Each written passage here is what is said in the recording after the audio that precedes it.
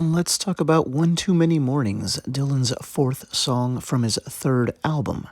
It's a great little song, and it's nice for once to review a little Dylan song. It is pretty straightforward and uncomplicated, but no less enjoyable. Because of that, being Bob Dylan, you always have to be careful of assuming something is uncomplicated. The classic example, which we'll get to one day, is the song Jolene. Seems like a really straightforward rocker and no more, and then it turns out that it's a game within a game within a game.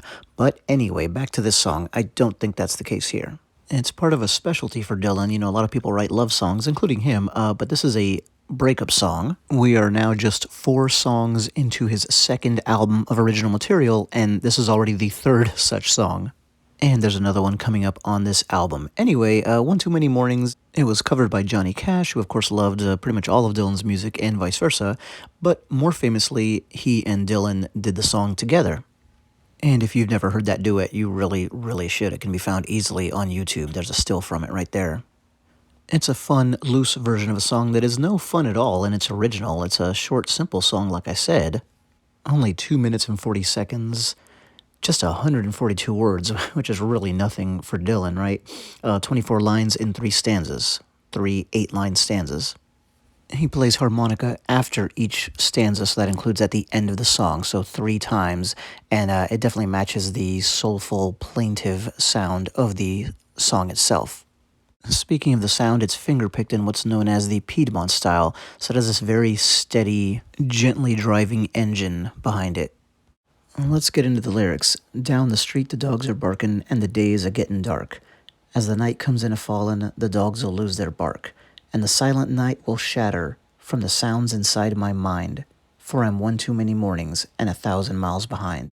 Look at the conglomeration of sounds that Dylan uses. We've talked about this kind of thing before. Down, dogs, and day, dark. So like 5 instances of that sound in just the first 2 lines. Barkin', gettin', fallin'. And then in terms of like the double L, fallin', dogs'll, will, as in will shatter. And look at the second to last couplet. And the silent night will shatter from the sounds inside my mind. It's, of course, not surprising at all to find something that poetic in a Dylan song, but the thing is how deceptive it is. You could easily not stop and notice how unusual or impactful those words are. So, some people listen to songs and they pay a lot of attention to the lyrics. I think most people, it's like a bell curve, most people pay attention, but not fully. They're more into the tune. And then there's people who pretty much don't pay attention to the lyrics at all. So even in the middle, I think the average listener doesn't pay enough attention to the words, which is funny because they're half the thing, right? But songwriters, and even really good ones, at least intuitively understand this. And that's why, they'll pay attention and make sure that they have a great, memorable refrain. But in the rest of the song, there really aren't usually lyrics that can stand on their own on the page, that would stand as poetry on their own merits. But that's maybe the defining quality of Dylan's music, right? So I'll skip ahead. From the crossroads of my doorstep, my eyes they start to fade, as I turn my head back to the room where my love and I have laid. I was reading from the official lyrics, and they actually differ a little bit from how he sings it. Always the case with Dylan. Regardless, you get the point. That set of lines there clearly stands on its own.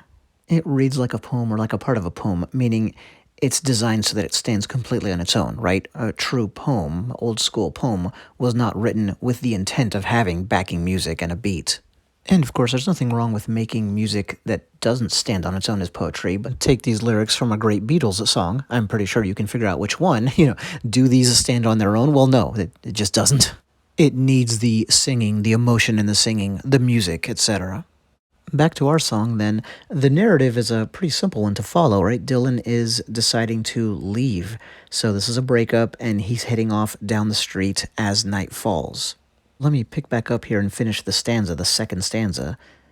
And I gaze back to the street, the sidewalk and the sign, and I'm one too many mornings and 1,000 miles behind. That final couplet, which kind of sort of serves as a refrain, is interesting. The thought of one too many mornings and 1,000 miles behind. There's too much space between them. They spent a little bit too much time together, and now there's way too much space between them as people. As I've said many times, it's interesting. You have to look at his lyrics on the page and see what words are juxtaposed with which others. So in this case, 1 and 1,000. And the 1,000 miles could also represent the distance, because he's kind of a traveling character in the song, right? He's moving on now. The distance that he's going to now travel, getting away. and moving on to wherever it is he's going. And that's something you see in multiple Dylan songs at this phase in his career. He's kind of this wandering tramp type character, and funny enough, he got compared to Charlie Chaplin more than once over the decades, in fact. And that's actually something he invited. I bet you didn't know that, but you might have. In his first ever recorded interview, 1961, he said, quote, "If I'm on stage, even my idol, my biggest idol on stage, the one that's running through my head all the time, is Charlie Chaplin." And back to our song and the final stanza. "It's a restless, hungry feeling that don't mean no one no good. When everything I'm a-sayin', you can say it just as good. You're right from your side, I'm right from mine. We're both just one too many mornings and 1,000 miles behind." Notice I emphasized "we're both." There in the refrain, that's because that change signals that the song is ending. In both of the previous instances, it's "I'm one too many mornings." And there's a sense in the song that things could have worked out. It was just like one too many, right? Arguments, whatnot. Just the straw that broke the camel's back. One too many mornings. So here at the end, he adds the word just one too many mornings. Again, reinforcing the sense that it was just finally that one step too far, and now there's no going back. And you can see why Dylan chose the phrase "one too many mornings" as the title of the song. He's clearly enamored with it.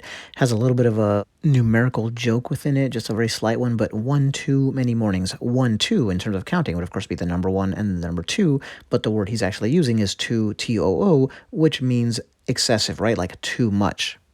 Or should I say too many? So there's that, and then just look at the whole thing. One too many, right? That makes sense. One too many mornings. So you have the many mornings alliterating. Coming on the tail of the 1-2, kind of a sense of building. And it's kind of phonetically symmetrical in that Dylan-esque way. Remember we talk about how he doesn't just think about the ends of words or lines? So from beginning to end of these 4 lines, one too many mornings. One, that's the same sound that's in the word morning. And if you'll notice, many and mornings have more similarities than just the fact that they both start with M. They both start with a dominant M sound and then kind of a dominant N sound, right? Many. Same thing with mornings. As we often see with his songwriting, there's these multiple connections that just kind of work in the back of your brain, unbeknownst to you, that work to make a seemingly simple turn of phrase memorable. One too many mornings, a great little song. Thank you.